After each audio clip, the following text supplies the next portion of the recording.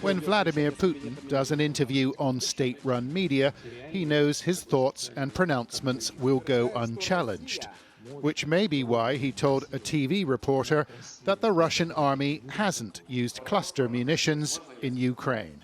In the Russian Federation, we have enough reserves of different types of cluster bombs. Different types, but we haven't used them so far.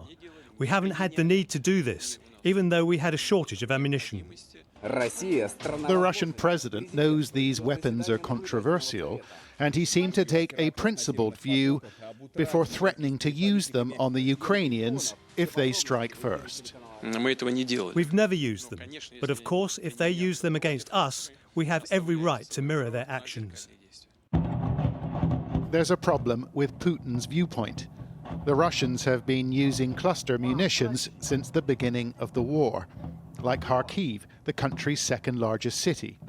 Civil rights group Human Rights Watch says the Russians dropped cluster bomblets on at least 3 residential districts at the beginning of the war. Then there's Kramatorsk, where 2 missiles fitted with cluster bombs were dropped on and near the railway station. 63 people were killed. Russia said the Ukrainians fired on themselves.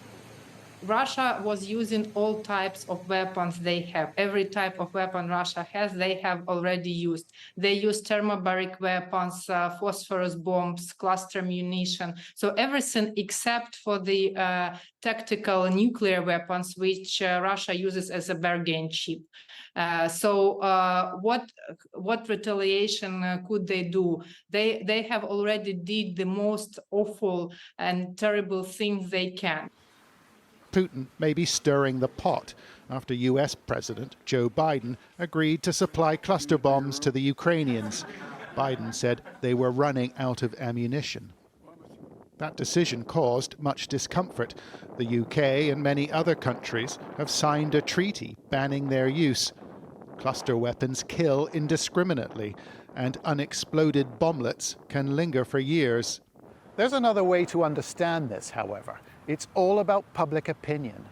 Putin is trying to court it at home when he says that Russia is trying to defend itself. But the viewpoint here in Ukraine is different. Most people support the use of cluster weapons if it drives the Russians out. The Russian leader was also sounding bullish about the war. He pronounced the Ukrainian counteroffensive a failure, in the knowledge that no one was likely to object. John Sparks, Sky News in eastern Ukraine.